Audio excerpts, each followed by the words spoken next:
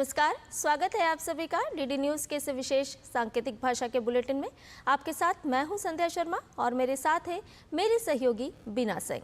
आइए बुलेटिन की शुरुआत करते हैं हेडलाइंस के साथ। प्रधानमंत्री नरेंद्र मोदी आज गुवाहाटी में एडवांटेज असम 2.0 निवेश और इंफ्रास्ट्रक्चर समिट का करेंगे शुभारंभ। औद्योगिक विकास, व्यापार साझेदारी और एमएसएमई क्षेत्र पर होगा फोकस।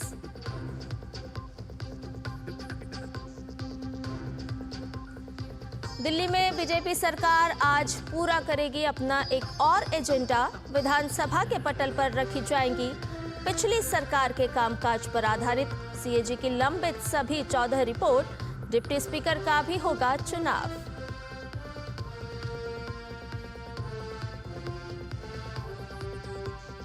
संयुक्त राष्ट्र मानवाधिकार परिषद में विदेश मंत्री डॉक्टर एस जयशंकर की दो टूक।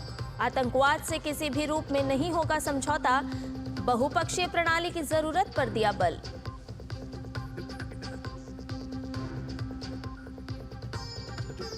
दस 10,000 हैंड प्रिंटिंग और 550 शटल बसों के संचालन के साथ महाकुंभ में आज बनेगा एक और विश्व रिकॉर्ड। कल महाशिवरात्रि पर होगा महाकुंभ का समापन।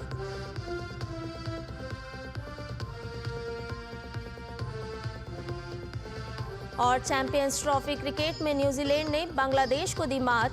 सेमीफाइनल में पहुंचे भारत और न्यूजीलैंड, मेजबान पाकिस्तान बाहर।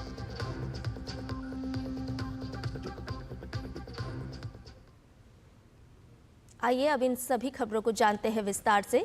प्रधानमंत्री नरेंद्र मोदी के असम में हैं। आज वो गुवाहाटी में उद्घाटन करेंगे शिखर सम्मेलन में विभिन्न अंतर्राष्ट्रीय संगठन, वैश्विक नेता और निवेशक, नीति निर्माता, उद्योग विशेषज्ञ, स्टार्टअप और छात्र इसमें भाग लेंगे।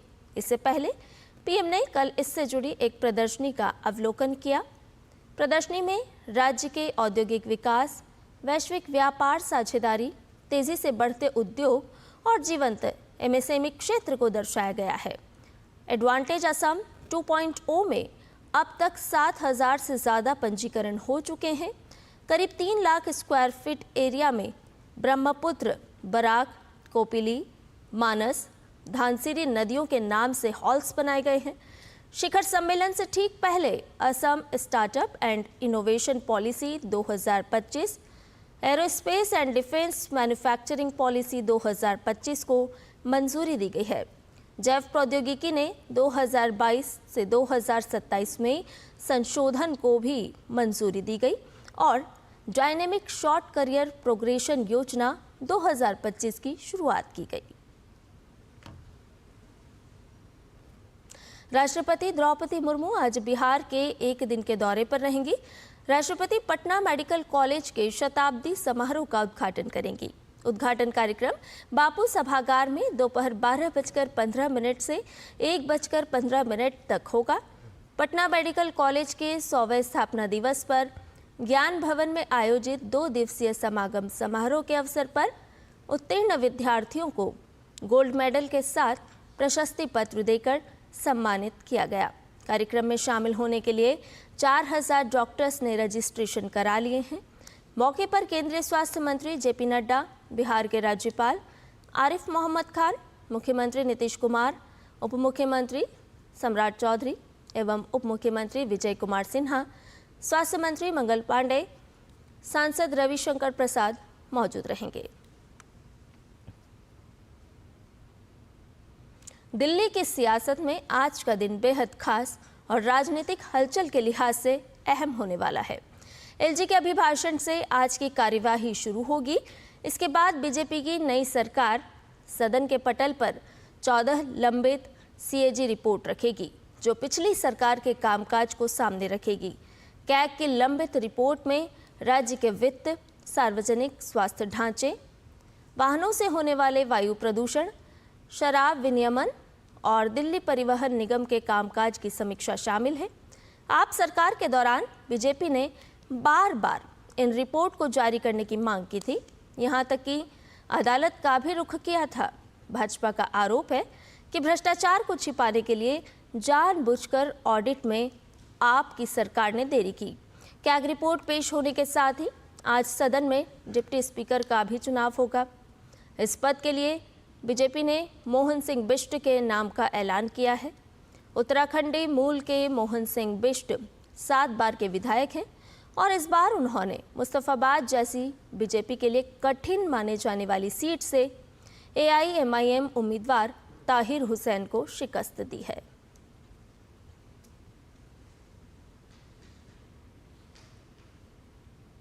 विदेश मंत्री डॉक्टर एस जयशंकर ने कहा है कि भारत ने मानव अधिकारों के संरक्षण के लिए सदैव सक्रिय भूमिका निभाई है।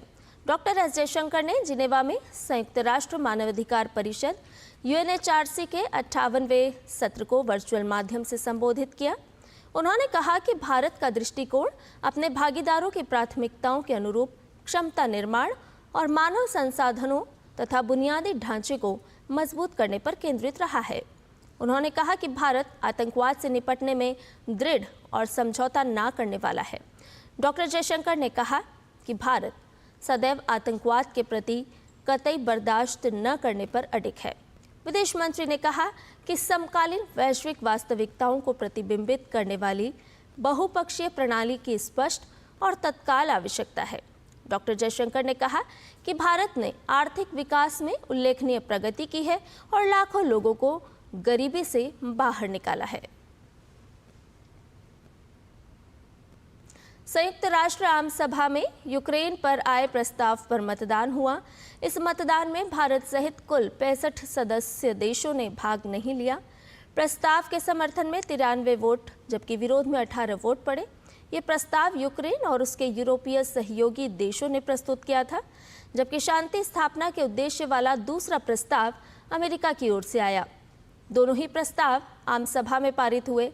यूक्रेन के प्रस्ताव में तनाव कम करने, लड़ाई को जल्द खत्म करने और यूक्रेन के विरुद्ध युद्ध के शांतिपूर्ण समाधान की मांग की गई थी। प्रस्ताव में कहा गया कि ये यूक्रेन के खिलाफ युद्ध है। युद्ध के चलते यूक्रेन में भारी बर्बादी हुई है। नागरिकों को भारी कठिनाई का सामना करना पड़ रहा है। इसलिए संयुक्त राष्ट्र की मान्यताओं के अनुसार युद्ध को खत्म किया जाए। साथ ही यूक्रेन से रूसी सैनिकों की वापसी की मांग भी की गई। फ्रांस के राष्ट्रपति इमैनुअल मैक्रों ने रूस यूक्रेन युद्ध पर बातचीत के लिए व्हाइट हाउस में अमेरिकी राष्ट्रपति डोनाल्ड ट्रंप से मुलाकात के दौरान कहा कि यूक्रेन में किसी की भी शांति समझौते के साथ सुरक्षा की गारंटी होनी चाहिए। उन्होंने कहा कि शांति का मतलब यूक्रेन का आत्मसमर्पण नहीं होना चाहिए।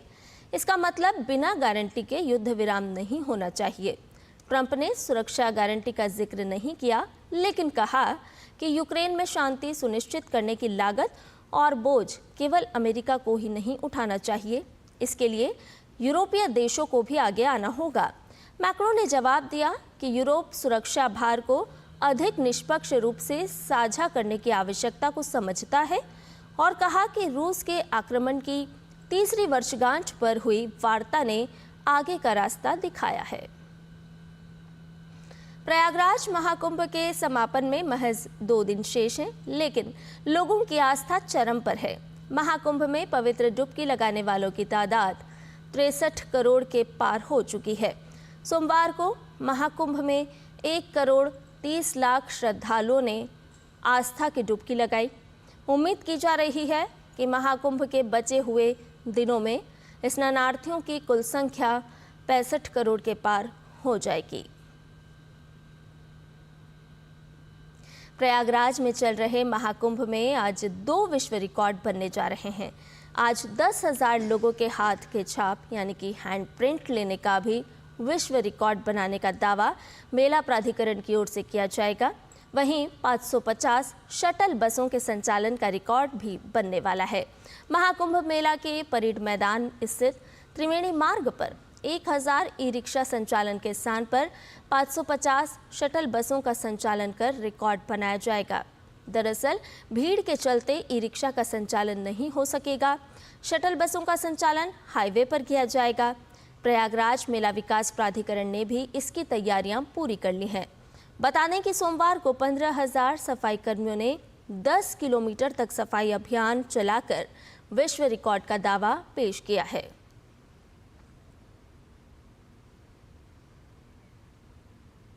और चैंपियंस ट्रॉफी के ग्रुप ए में खेले गए मुकाबले में न्यूजीलैंड ने बांग्लादेश को 5 विकेट से हरा दिया। न्यूजीलैंड की जीत के साथ भारत और न्यूजीलैंड ने सेमीफाइनल में जगह बना ली है। वहीं मेजबान पाकिस्तान और बांग्लादेश की टीम प्रतियोगिता से बाहर हो गई है। न्यूजीलैंड की टीम ने बांग्लादेश से मिले 237 रन के लक्ष्य को 46 ओवर 1 गेंद में 5 विकेट के नुकसान पर हासिल कर लिया। न्यूजीलैंड के लिए रचिन रविंद्र ने 112 रन की पारी खेली, जबकि टॉम लैथम ने 55 रन बनाए।